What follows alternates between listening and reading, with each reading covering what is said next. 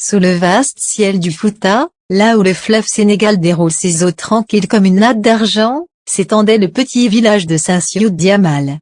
Ce n'était pas un grand village, à peine une cinquantaine de cases rondes faites de bancs, coiffées de toits de chaume qui se penchaient légèrement comme pour écouter les secrets du vent. Les jours y suivaient un rythme ancien, marqué par le chant des coqs, le hennissement des ânes et le bruit sourd des pilons qui frappaient le mille.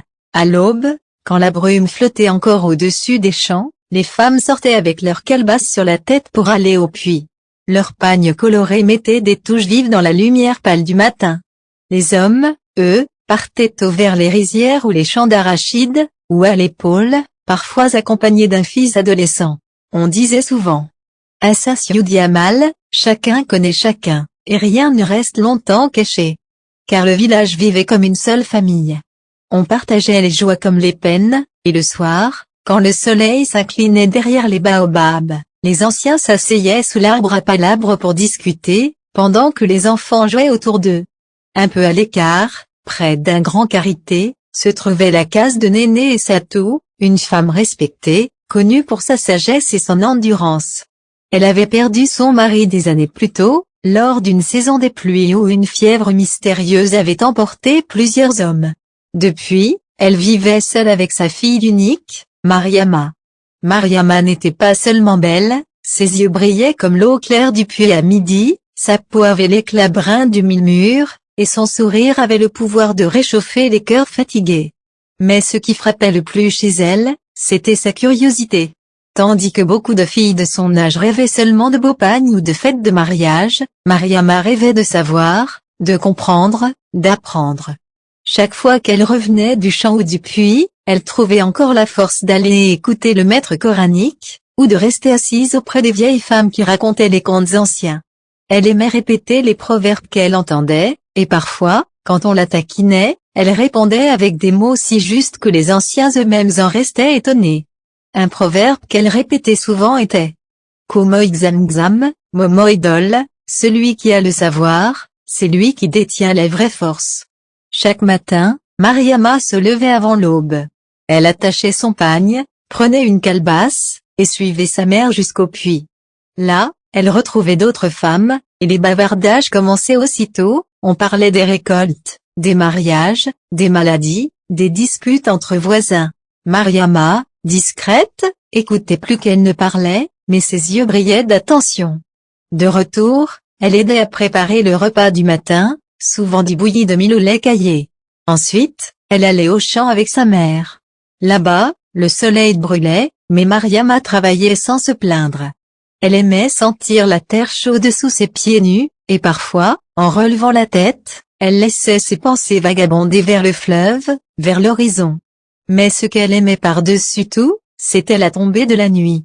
Quand les étoiles commençaient à piquer le ciel noir comme des perles de lumière, les anciens racontaient des histoires autour du feu. On parlait des héros d'autrefois, des guerres, des grandes sécheresses, et des amours contrariés. Mariama écoutait avec passion, et chaque conte nourrissait ses rêves. Au village, il y avait un jeune berger nommé Boubacar. Fils de paysan modeste, il passait ses journées à garder les troupeaux sur la colline, flûte en main. Ses habits étaient souvent poussiéreux, mais son sourire était sincère, et sa voix douce comme une chanson d'oiseau. Mariama et lui s'étaient souvent croisés au puits. Au début, ce n'était que des regards furtifs, des salutations rapides. Puis, peu à peu, des mots s'étaient échappés. « Salam, Mariama, comment va ta mère ?»« Elle va bien, merci. » « Et les troupeaux, Boubacar, se portent-ils ?» Leur conversation s'arrêtait là, car les anciens surveillaient toujours. Mais dans le silence des nuits, le cœur de Mariama battait plus fort en pensant à ce jeune berger. Dans le village, les rumeurs voyageaient plus vite que les oiseaux. On commençait déjà à dire « Mariama est belle, mais qui pourra l'épouser ? Sa mère refuserait un homme pauvre. Peut-être qu'un riche commerçant viendra de loin. » Ces murmures atteignirent aussi les oreilles de Mariama. Chaque fois qu'elle entendait ces mots, elle sentait une angoisse l'envahir. Elle savait que son destin n'était pas entièrement entre ses mains. Un soir, elle confia à sa mère. « Néné, dis-moi, est-ce vrai qu'une fille ne choisit pas son mari ?» La mère soupira longuement avant de répondre. Ma fille, dans notre tradition, ce sont les anciens qui décident. Mais le cœur d'une mère est toujours avec sa fille. Mariama baissa les yeux. Elle aurait voulu entendre d'autres paroles, mais elle savait que sa mère disait la vérité. Ainsi se déroulait la vie à Sassyoudiamal, rythmée, paisible en apparence, mais traversée par des inquiétudes invisibles. Mariama grandissait comme une fleur sous le soleil, admirée de tous, mais prisonnière d'un avenir qui lui échappait. Et pourtant, nul ne se doutait que bientôt, un événement allait bouleverser cette tranquillité. Car au loin, dans le village voisin, un riche commerçant nommé Alhaji Oumar préparait déjà son cortège. Et dans le souffle du vent, certains anciens disaient: le destin de Mariama est en marche. La saison sèche avançait. Le soleil frappait les champs avec une force implacable, et la poussière rouge couvrait tout, les arbres, les cases, même les visages fatigués des habitants. Pourtant, malgré la chaleur écrasante, les soirs de Sassyoudiamal restaient doux, baignés d'un ciel constellé d'étoiles. Mariama aimait ces soirs-là. Elle s'asseyait près de la case de sa mère, un vieux pagne étalé sur le sol, et laissait son regard se perdre dans l'immensité du ciel. Chaque étoile était pour elle une promesse, un rêve possible. Un soir, elle dit à Néné et Satou: maman, parfois j'imagine ma vie autrement. J'aimerais voyager, voir les grandes villes dont parlent les griots. Saint-Louis, Dakar, Bamako. Et j'aimerais apprendre encore plus, savoir lire et écrire comme les maîtres. La mère la regarda avec tendresse mais aussi un peu de tristesse. Ma fille, tes rêves sont beaux, mais n'oublie pas que la vie d'une femme n'est pas toujours libre. Ici, ce sont les anciens qui tracent les chemins. Mariama serra ses genoux contre sa poitrine. Mais maman, est-ce qu'une fille n'a pas aussi le droit de choisir son chemin? La mère soupira. Le droit, nous l'avons dans nos cœurs. Mais dehors, ce sont d'autres voix qui décident. Ces paroles laissèrent Mariama songeuse. Elle se promit qu'un jour, elle ferait entendre sa propre voix. Quand les corvées le permettaient, Mariama aimait se rendre au bord du fleuve. Là, l'air était plus frais, et les enfants jouaient en riant dans l'eau. Parfois, elle s'asseyait sur une pierre, ses pieds trempant dans les vaguelettes, et elle laissait son esprit vagabonder. C'est là souvent qu'elle apercevait Boubacar, qui faisait boire ses troupeaux au fleuve. Ses gestes étaient simples, mais dans la lumière du couchant, ils semblaient nobles. Il parlait doucement à ses bœufs comme s'il comprenait ses paroles. Un jour, en remplissant sa calebasse, Mariama croisa son regard. Il s'approcha et dit timidement: Salam, Mariama. Tu viens souvent ici? Elle sourit légèrement. Oui, le fleuve me repose. Et toi, tu ne quittes jamais tes troupeaux. C'est ma vie, répondit-il en haussant les épaules. Mais parfois, j'aimerais plus. Voyager, apprendre, construire quelque chose de durable. Mariama leva les yeux vers lui, surprise d'entendre un écho à ses propres rêves. Elle ne répondit rien, mais son cœur battait fort. À partir de ce jour, leur rencontre au fleuve devint un rituel discret. Jamais de longues conversations, les anciens du village étaient toujours aux aguets, mais de petits instants volés, un sourire échangé, un mot rapide, une main effleurant la calebasse de l'autre.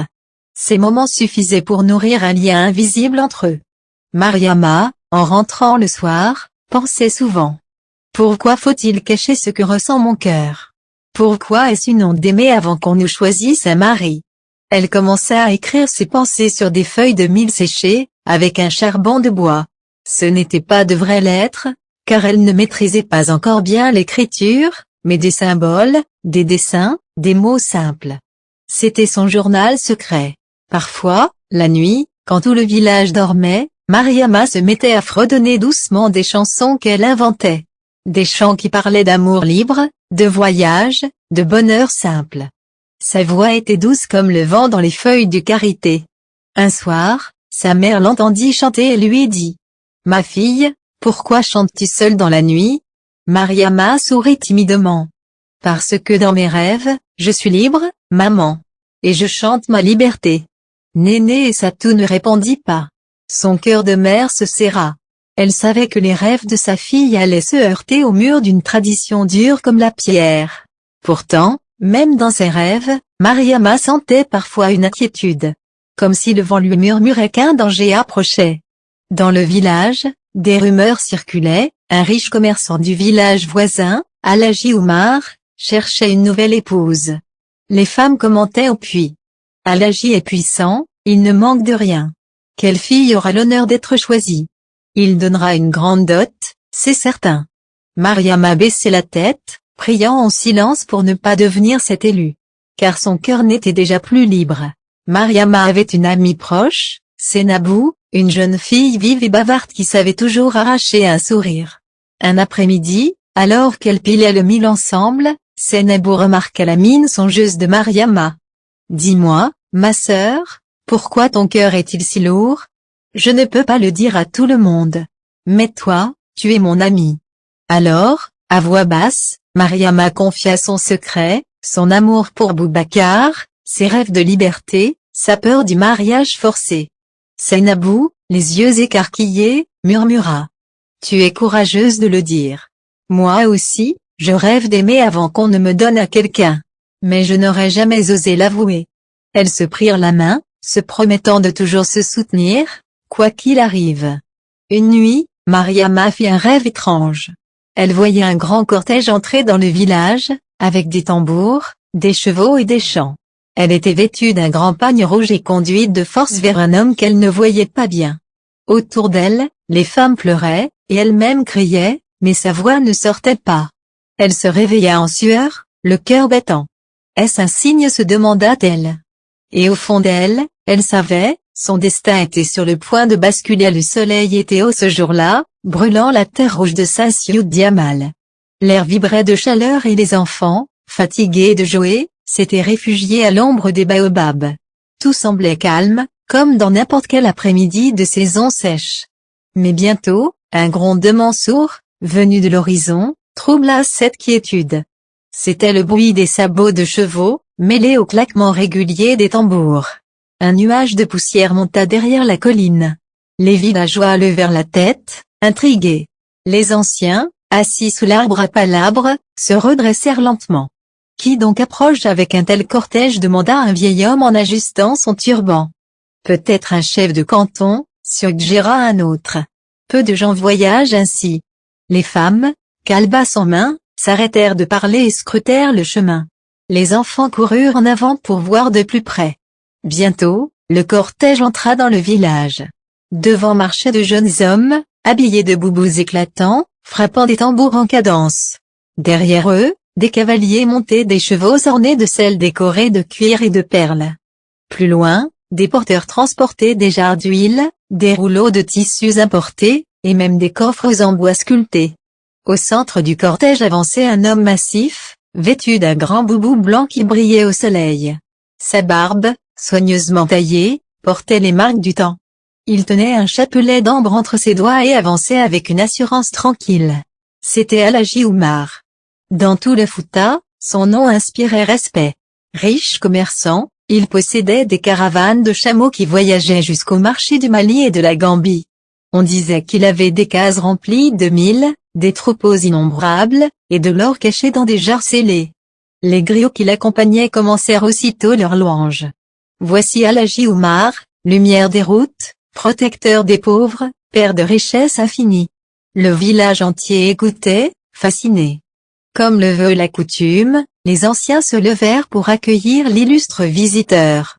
L'un d'eux, le vieux Samba Béa, prit la parole. « Bienvenue à Saint-Sioud-Diamal, Alhaji.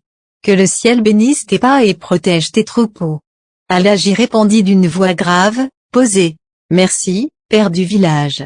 J'ai entendu parler de vous et de votre sagesse. Mais je ne viens pas par hasard. Je viens aujourd'hui avec un dessein important. » Un silence respectueux tomba.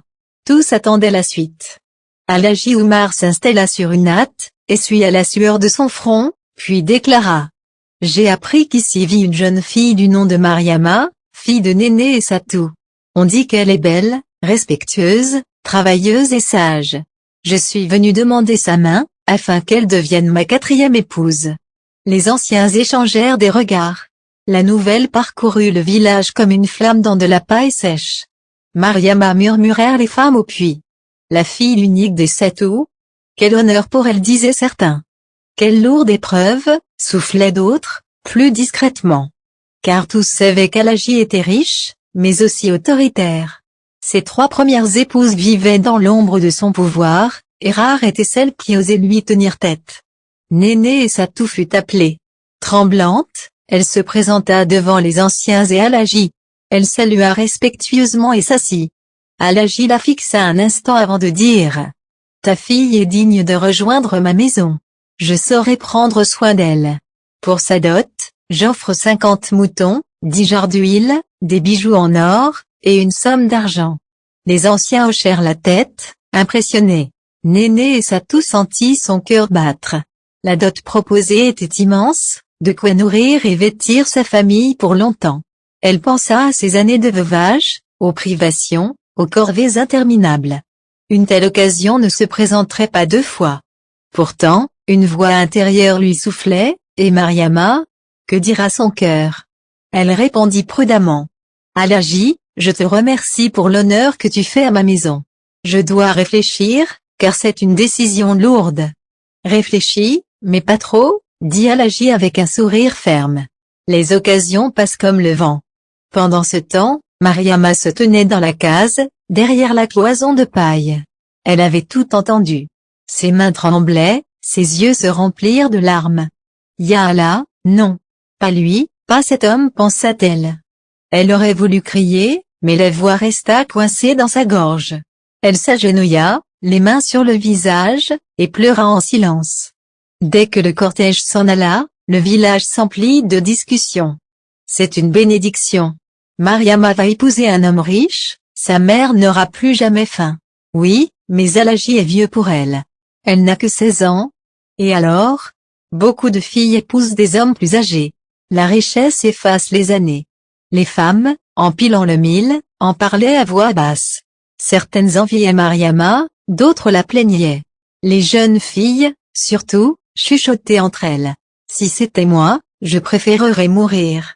Moi aussi. Mais qui oserait dire non? Le soir, quand le village se calma, Mariama vint trouver sa mère. Ses yeux étaient encore rouges de larmes. Maman, j'ai tout entendu. Tu ne peux pas me donner à cet homme. Je ne l'aime pas, je ne le veux pas. Néné Essatou baissa les yeux.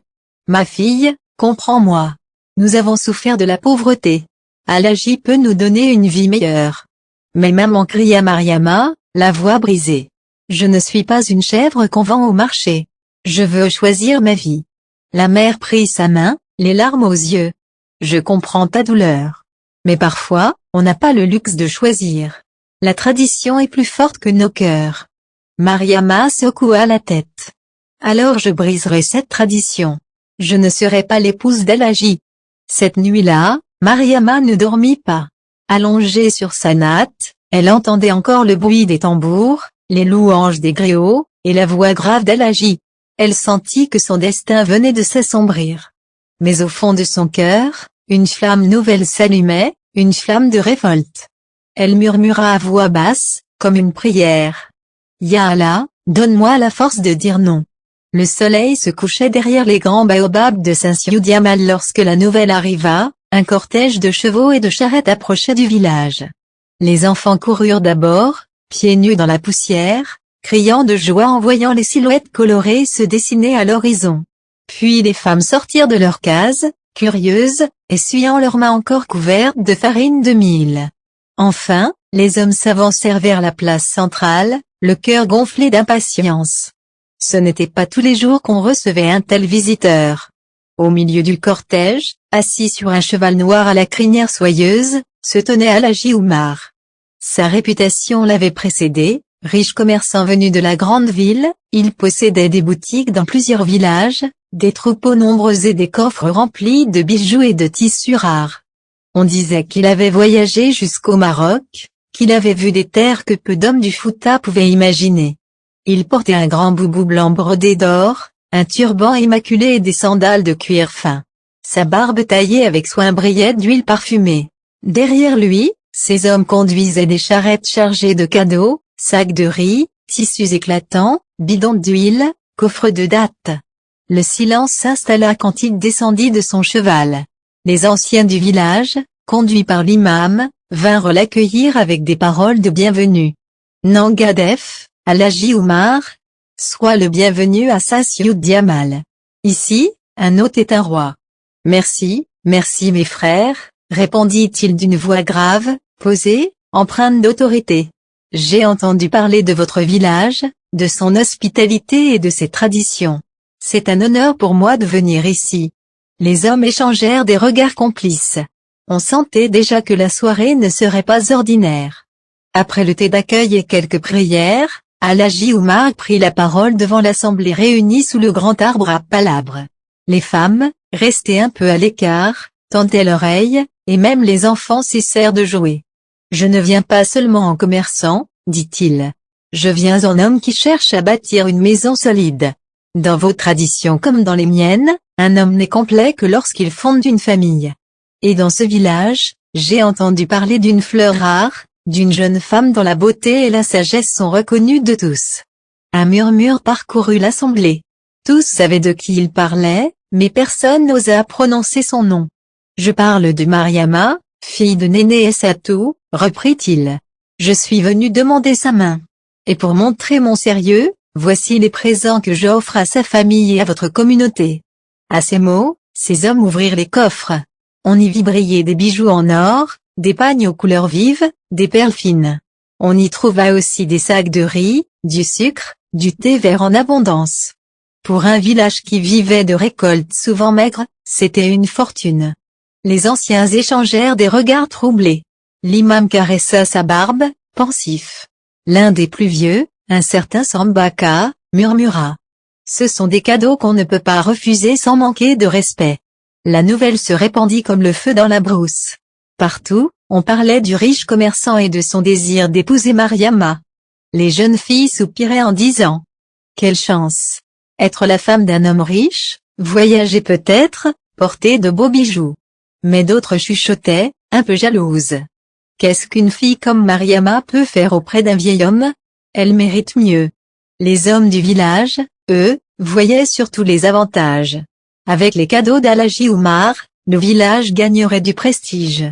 Les récoltes pourraient être complétées par son riz, et ses relations apporteraient de nouvelles opportunités. Seule Mariama ne partageait pas cet enthousiasme. Quand sa mère lui annonça la nouvelle, le cœur de Mariama se serra comme une calebasse vide. « Ma fille, dit doucement Néné et Satou, les anciens ont parlé. Alhaji Oumar est un homme respecté, riche, généreux. Il a demandé ta main. » Mariama sentit ses jambes trembler. Elle s'assit sur une natte, le regard fixe. « Néné, et moi? Est-ce que quelqu'un a pensé à ce que moi je veux ?» La mère baissa les yeux. « Ce n'est pas toujours la volonté des filles qui compte, Mariama. Tu sais bien. Le mariage, c'est aussi une affaire de famille, de tradition. » Les larmes jaillirent des yeux de Mariama. « Mais moi je ne l'aime pas. Il est vieux, il pourrait être mon père. Mon cœur est ailleurs. » Elle ne prononça pas le nom de Boubacar, mais sa mère comprit. Le silence s'alourdit dans la case. Néné et Satou étaient une mère déchirée. D'un côté, elle voulait protéger sa fille, écouter ses désirs. De l'autre, elle savait le poids des traditions et la pression du village. Refuser Alhaji Oumar, c'était risquer de se mettre à dos les anciens, de perdre le respect de la communauté, et de refuser une richesse qui aurait changé leur vie. Cette nuit-là, elle resta longtemps éveillée, le regard perdu dans l'obscurité. Elle se souvenait de son propre mariage, arrangé par ses parents sans qu'on lui demande son avis. Elle avait fini par aimer son mari, mais elle savait combien les premières années avaient été difficiles. « Vais-je condamner ma fille au même sort ?» pensa-t-elle. Quelques jours plus tard, l'assemblée du village fut convoquée. Les hommes s'assirent en cercle sous le grand arbre. Alhaji Oumar était là, imposant dans son boubou blanc. L'imam prit la parole. « Mes frères, mes sœurs, un homme de valeur nous a honorés de sa présence. Il demande la main de Mariama. Sa générosité est grande, son nom est respecté. En refusant, nous offenserions non seulement lui, mais aussi la chance qu'Allah nous envoie. Qu'en dites-vous ?» Les voix s'élevèrent. La majorité approuva. Quelques-uns, timides, murmurèrent que Mariama était encore jeune. Mais leurs paroles furent étouffées par l'enthousiasme général. Alors, la décision fut prise, Mariama deviendrait l'épouse d'Alhaji Oumar. Quand Mariama l'apprit officiellement, elle ne put retenir un cri. Non. Jamais. Je n'épouserai pas cet homme. Sa voix résonna dans la case, si forte que les voisins l'entendirent. Sa mère tenta de la calmer, mais Mariama tremblait de colère. Je ne suis pas un objet qu'on vend pour du riz et des bijoux. J'ai un cœur, j'ai des rêves. Mais déjà, les rumeurs de sa révolte circulaient. Certains anciens fronçaient les sourcils. Une fille qui refuse un mariage arrangé, voilà qui est dangereux. Le destin de Mariama entrait dans une zone d'ombre un matin de saison sèche, alors que la poussière du harmattan flottait comme un voile gris sur le village, un cortège apparut sur la piste sablonneuse qui menait à Saint-Sioud-Diamal. Les enfants furent les premiers à le voir, 3 ânes chargés de ballots, 2 chevaux richement harnachés, et au centre, un grand homme vêtu d'un boubou blanc étincelant, la barbe soigneusement taillée. « Regardez !» s'écrièrent les enfants en courant vers le village. Un étranger arrive, il est riche, très riche. Très vite, la nouvelle se répandit. Les femmes cessèrent de piler le mil pour se pencher hors des cases, les hommes posèrent leurs roues, et même les vieillards se redressèrent sous le grand fromager. L'homme n'était pas totalement inconnu. C'était Alhaji Oumar, riche commerçant du village voisin. On disait qu'il avait voyagé jusqu'à Bamako, Conakry, et même Lagos. Il rapportait des tissus éclatants, des perles rares, du thé parfumé, et de l'argent à ne plus savoir où le mettre. On le respectait aussi parce qu'il avait accompli le pèlerinage à la Mecque, et portait désormais le titre d'Alhaji. Quand il arriva, il salua les anciens avec une révérence exagérée. Assalamu alaikum, vénérable sage de Saint-Sioud-Diamal. Wa alaikum salam, Alhaji Oumar. Sois le bienvenu parmi nous. Il fit distribuer du sucre, du thé, et même quelques pièces aux enfants. Aussitôt, les louanges montèrent. Voilà un homme généreux. Que Dieu multiplie sa richesse. Mais derrière les sourires, certains savaient que l'homme n'était pas venu seulement pour commercer. Le soir même, Alhaji Oumar demanda audience au conseil des anciens. Ils se réunirent sous l'arbre à palabres, dans une atmosphère solennelle. Les hommes les plus respectés prirent place, l'imam, le chef du village, quelques notables. Alhaji Oumar parla d'une voix posée, mais ferme. Vénérables anciens, j'ai beaucoup voyagé, j'ai vu beaucoup de choses. Mais je sais qu'un homme ne peut être complet sans une épouse digne de ce nom. Aujourd'hui, je viens à vous pour demander la main de Mariama, la fille de Néné et Satou. Un silence pesa un instant. Puis, des murmures s'élevèrent. Mariama. La plus belle fille du village, la plus admirée, la plus convoitée. Certains anciens échangèrent des regards approbateurs. Le chef du village répondit. Ta demande est honorable, Alhaji. Tu es riche, tu es pieux, tu as voyagé. Une telle alliance serait bénéfique à notre village. Nous en parlerons avec la mère de Mariama. Alhaji hocha la tête, satisfait. Le lendemain, la rumeur éclata comme un feu de brousse. Dans toutes les concessions, on ne parlait que de cela. Alhaji Oumar veut épouser Mariama. Quelle chance pour elle, elle vivra dans l'abondance. Néné et Satou sera honorée. Mais toutes ne partageaient pas le même avis. Les jeunes filles, en particulier, échangeaient des regards inquiets. Mariama, leur amie, allait-elle être arrachée à ses rêves? Chez elle, Mariama entendait les voix des voisines à travers les murs de Banco. Une fille ne peut pas refuser un tel homme. Une occasion pareille ne se présente pas 2 fois. Elle sentait son cœur se serrer. Le soir, Mariama se tourna vers sa mère. Ses yeux brillaient d'une inquiétude contenue. Néné, est-ce vrai ce que l'on dit? Alhaji Oumar veut m'épouser? Sa mère resta silencieuse quelques secondes avant de répondre. Oui, ma fille. Les anciens sont favorables. Ils disent que c'est une chance. Mariama sentit la terre se dérober sous ses pieds. Mais je ne l'aime pas. Je ne veux pas. Ma fille, parfois, l'amour vient après. La richesse, elle, assure la sécurité. Tu ne manqueras de rien. Mariama secoua la tête, les larmes aux yeux. Je préfère vivre pauvre mais libre, que riche et prisonnière. La mère la serra dans ses bras, le cœur lourd. Elle aussi comprenait la douleur de sa fille, mais elle savait la force des traditions, et le poids du conseil des anciens. Pendant ce temps, Boubacar, le jeune berger, apprit la nouvelle par ses camarades. Et, Boubacar. Tu as entendu? Ta Mariama va devenir la femme d'El-Hadji Oumar. Un rire cruel éclata. Mais Boubacar ne répondit pas. Son visage se durcit, et son regard se perdit vers l'horizon. Son cœur se serra d'une douleur qu'il n'avait jamais connue. Le soir, seul avec ses troupeaux, il souffla dans sa flûte un air triste, si triste que même les oiseaux semblèrent se taire pour l'écouter. Ce soir-là, Mariama resta longtemps éveillée. Elle regardait le toit de chaume au-dessus d'elle, les ombres qui dansaient à la lueur de la lune. Tout en elle criait non. Mais qui, dans ce village, oserait défier les anciens? Elle se souvint d'un proverbe que racontait souvent sa grand-mère. Qu'en-t-il du Fajal Safat, du Nieu Fajal Safateka?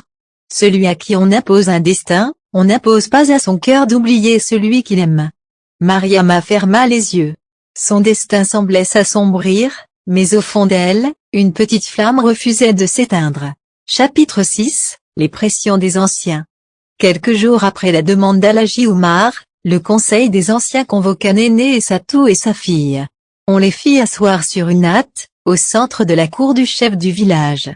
Autour, les notables, l'imam et même certains voisins observaient en silence. Le chef prit la parole. Mariama, tu es une fille respectée. El-Hadji Oumar t'a choisi. Il est riche, pieux, et il peut prendre soin de toi. Le village entier profitera de cette alliance. Mariama baissa la tête, mais trouva la force de répondre. Vénérables anciens, je vous respecte. Mais je ne veux pas de ce mariage. Je ne peux pas aimer un homme qu'on m'impose. Un murmure choqué s'éleva. L'imam fronça les sourcils. L'obéissance aux parents et aux anciens est une valeur fondamentale. Ne défie pas la tradition, ma fille. Néné et Satou posa une main tremblante sur l'épaule de sa fille. Elle voyait bien que Mariama était déterminée, mais elle craignait le jugement du village. Le chef conclut. Réfléchis bien. Nous t'accordons 3 jours. Mais sache que la vie des anciens est une bénédiction qu'on ne refuse pas. Pendant que Mariama luttait contre cette pression, Boubacar, lui, se rongeait le cœur. Chaque fois qu'il croisait Mariama, ses yeux disaient ce que sa bouche n'osait pas prononcer. Un soir, il se rendit chez son oncle, un vieil homme sage qui vivait à la lisière du village. Oncle, ils veulent donner Mariama à El-Hadji Oumar. Mais je l'aime. Je ne peux pas la laisser partir. Le vieil homme le regarda longtemps avant de répondre. Mon fils, parfois, aimer demande du courage. Si tu restes silencieux, tu la perdras. Si tu parles, tu défieras la tradition. Es-tu prêt à en payer le prix? Boubacar serra les poings. Oui, je suis prêt. Le lendemain, Boubacar se rendit sous le grand fromager, là où les anciens se réunissaient. Tout le village était rassemblé. Sa voix tremblait un peu, mais il parla avec détermination. Vénérables anciens, je ne suis pas riche comme El-Hadji Oumar. Je n'ai que mes troupeaux et mes mains pour travailler. Mais j'aime Mariama, et elle m'aime. Je vous demande de nous bénir, au lieu de la donner à un homme qu'elle ne veut pas. Un silence lourd tomba. Certains anciens secouèrent la tête. L'un d'eux lança. Tu es fou, garçon. Comment oses-tu défier la volonté du conseil? Mais avant que d'autres ne parlent, Mariama se leva. Ses yeux brillaient d'une force nouvelle. Je confirme ces paroles. Je l'aime, et c'est avec lui que je veux construire ma vie. Vous pouvez décider de mes biens, de mes terres, mais pas de mon cœur. Le chef du village, surpris par tant d'audace, resta muet. Ce jour-là, un murmure parcourut le village. Certains jeunes hochèrent la tête avec approbation, jamais ils n'avaient entendu une fille parler ainsi devant les anciens. Quelques femmes, discrètement, échangèrent des sourires de fierté. Mais El-Hadji Oumar, lui, était furieux. Je suis insulté. Après tout ce que j'ai offert, on ose me refuser?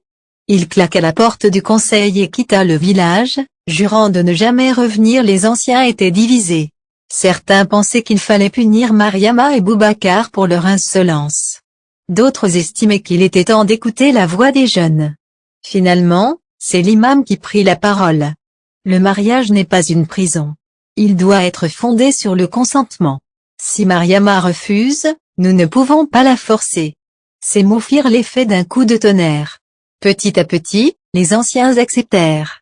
Quelques semaines plus tard, le village se parait de couleurs et de chants. Non pas pour célébrer l'union de Mariama avec Alhaji Oumar, mais celle de Mariama et Boubacar. Les calebasses tintaient, les tam-tams résonnaient, et les jeunes filles dansaient en chantant. L'amour a triomphé. L'amour a triomphé.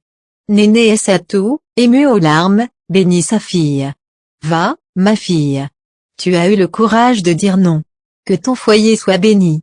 Épilogue. Les années passèrent. Mariama et Boubacar vécurent simplement, mais heureux. Leur histoire devint un exemple. Dans les villages voisins, on racontait. À Saint-Siou-Diamal, une fille a dit non au mariage forcé. Et elle a été entendue. Peu à peu, cette histoire fit réfléchir d'autres familles, d'autres filles, d'autres garçons. Et si Mariama avait brisé une chaîne vieille de plusieurs générations? Sous le grand fromager, une nouvelle graine avait été plantée, celle de la liberté et du choix.